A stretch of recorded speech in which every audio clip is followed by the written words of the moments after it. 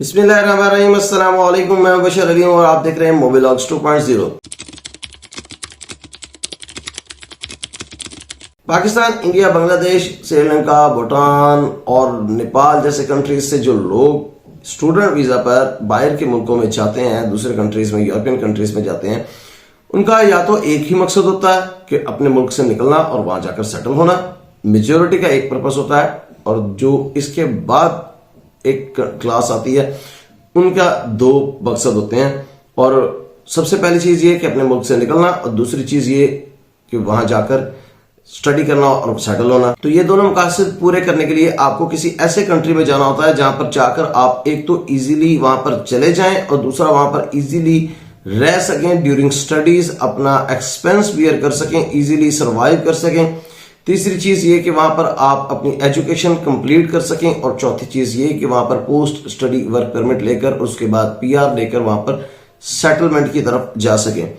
तो ये सारा कुछ पूरा करने के लिए आपके लिए जो सूटेबल कंट्रीज होते हैं, उनमें जो top of the list countries अभी तक चल रहे थे उसमें यूके नंबर 1, उसके बाद ऑस्ट्रेलिया और फिर कनाडा, और आजकल जो बहुत ज्यादा लोग जा रहे हैं वो जर्मनी भी बहुत ज्यादा लोग जा रहे हैं।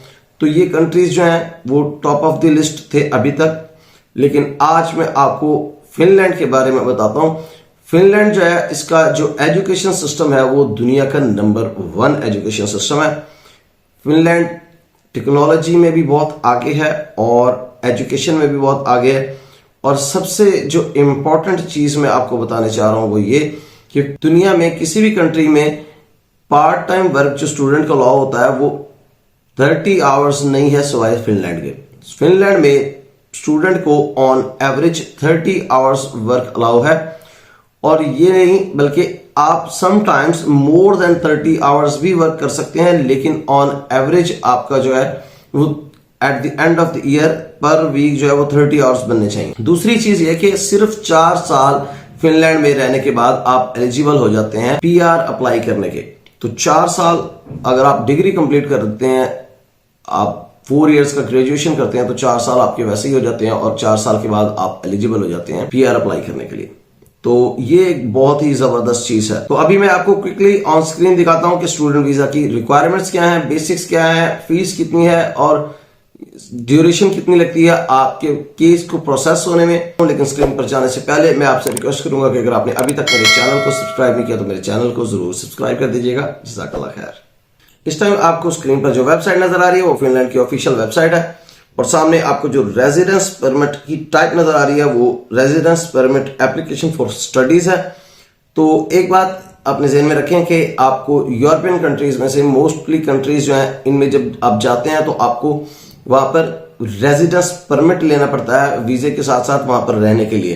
तो स्टडी के लिए रेजिडेंस परमिट सेपरेट होता है, वर्क के लिए सेपरेट होता है, इसी तरह से बाकी जो कैटेगरीज हैं डिफरेंट है। हर कैटेगरी के लिए डिफरेंट रेजिडेंस परमिट है, उसकी कंडीशंस डिफरेंट है। अच्छा, यहाँ पर प्रोसेसिंग टाइम और फी बता दी गई है कि आपको जब रेजिडेंस परमिट आप अप्लाई करेंगे तो उसकी कंडीशंस क्या क्या हैं।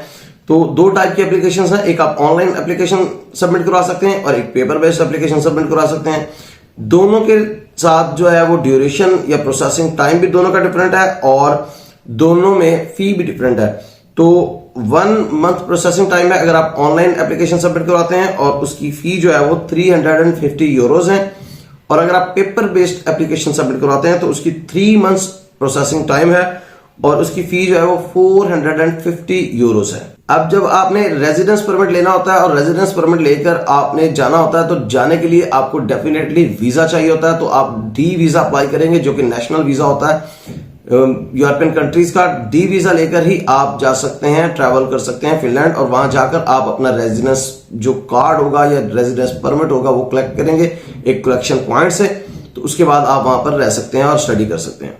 अच्छा, यहाँ पर बताया है कि आपने जो स्टडी के लिए अप्लाई करना है स्टूडेंट वीजा के लिए या रेजिडेंस परमिट के लिए, तो उसके लिए कुछ कंडीशंस है, कुछ रिक्वायरमेंट्स हैं। जो सबसे पहली रिक्वायरमेंट है वो ये कि आपकी बैंक स्टेटमेंट की रिक्वायरमेंट है। आप अपने जो वहां पर स्टे है उसको सपोर्ट कर सकते हो, तो उसके लिए मंथली जो है वो एटलीस्ट 560 यूरोस आपके पर मंथ के हिसाब से आपके अकाउंट में होने चाहिए, जो टोटल 1 साल के बनते हैं 6720 यूरोस। तो ये आपके डिस्पोजल पर होने चाहिए अगर आप ऑलरेडी फी पे कर चुके हैं तो। अगर आप फी नहीं पे कर चुके तो फिर इसके साथ फीस भी आपकी जो है आपके अकाउंट में होनी चाहिए। उसके बाद है जी आपकी इंश्योरेंस। तो आप इसको मेडिकल इंश्योरेंस भी कह सकते हैं कि आप ड्यूरिंग योर स्टे आपके पास एक इंश्योरेंस होनी चाहिए जो कवर करती हो आपकी मेडिकल और फार्मास्यूटिकल एक्सपेंस को। उसके बाद डॉक्यूमेंट्स बता दिए गए हैं कि कौन कौन से आपको चाहिए। तो एक तो आपको वैलिड पासपोर्ट चाहिए, दूसरा आपके पास पासपोर्ट फोटोग्राफ होना चाहिए, तीसरा आपके पास कलर फोटोकॉपी होनी चाहिए आपके जो पासपोर्ट के डाटा वाला पेज है उसकी। और उसके बाद अगर आप किसी और कंट्री में रह रहे हैं या अपने कंट्री में रह रहे हैं तो आप कुछ डॉक्यूमेंट शो करें जिससे आप साबित कर सके आप लीगली रह रहे हैं। फॉर एग्जांपल आप किसी और कंट्री में रह रहे हैं तो फिर आप वहां पर अगर वर्क परमिट में है तो वर्क परमिट शो करेंगे, अगर आप स्टडी परमिट में है तो स्टडी परमिट शो करेंगे। तो अगर आप अपने कंट्री में है तो फिर आपको शायद इसकी जरूरत ना पड़े क्योंकि पासपोर्ट ही आपकी आइडेंटिटी शो करता है, वेरिफिकेशन करता है। हो सकता है आपको अपना आईडी कार्ड साथ अटैच करना पड़े। अब एप्लीकेशन स्पेसिफिक अटैचमेंट्स कौन कौन सी हैं, उसमें सबसे पहली चीज आपका एक्सेप्टेंस लेटर है या एडमिशन लेटर आप इसको कह सकते हैं सादा लफ्जों में। उसके बाद आपकी जो है वो बैंक स्टेटमेंट आ जाती है, फिर आपकी इंश्योरेंस सर्टिफिकेट आ जाता है और उसके बाद आपकी फी अगर पे हो चुकी है, ट्यूशन फी आपने पे कर दी है यूनिवर्सिटी को तो उसकी रिसीट या उसका सर्टिफिकेट आ जाएगा। तो ये थे डॉक्यूमेंट्स जो आपने अटैच करने हैं। तो अब एप्लीकेशन फिल करने का जो प्रोसीजर है वो देख लें आप। आपने एप्लीकेशन को फिल करना है और डॉक्यूमेंट्स अपने ऐड कर देने हैं या अटैच कर देने हैं। उसके बाद आपने फी पे कर देनी है। उसके बाद आपने एम्बेसी या काउंसलेट को या VFS के किसी ऑफिस को विजिट करना है, जो भी स्पेसिफिक होगा यहाँ पर स्पेसिफाइड किया जाएगा।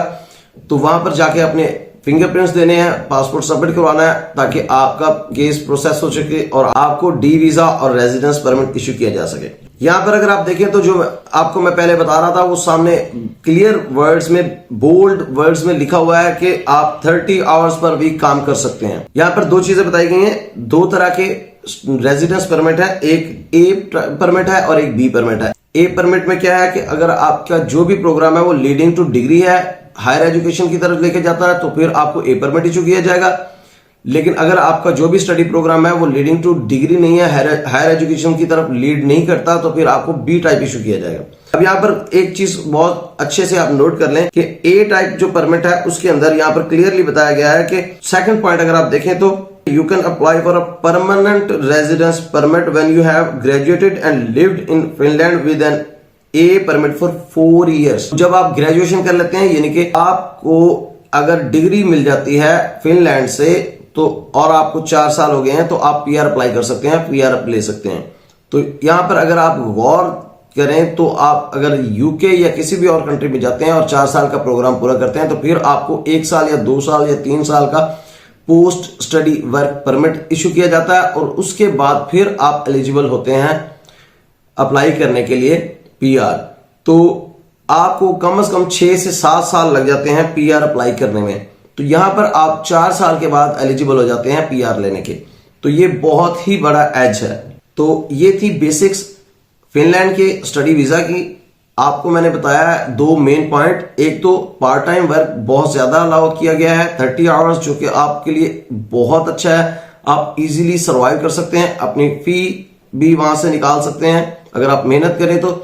और दूसरी चीज ये कि अगर आप डिग्री कंप्लीट कर लेते हैं और सिर्फ 4 साल के बाद आप पीआर ले सकते हैं और वहां पर सेटल हो सकते हैं। तो इससे अच्छी और चीज और किसी कंट्री में आपको शायद नजर ना आए। अगर आपको ये वीडियो पसंद आई है तो इसको लाइक कर दें। अगर आपने अभी तक मेरे चैनल को सब्सक्राइब नहीं किया तो मेरे चैनल को जरूर सब्सक्राइब कर दीजिएगा। अगर आपको लगता है कि इस वीडियो को शेयर करने से किसी का भला हो सकता है तो इस वीडियो को सदका जारिया समझकर अपने दोस्तों के साथ शेयर कर दें। आपको भी इसका स्वाब मिलता रहेगा इंशाल्लाह। अपना बहुत सा ख्याल रखिएगा और मुझे जरूर अपनी दुआ में याद रखिएगा। बहुत जल्द इंशाल्लाह आपसे मुलाकात होगी किसी नई अपडेट और अपॉर्चुनिटी के साथ एक नई वीडियो में। तब तक के लिए इजाजत दीजिए। अल्लाह हाफिज।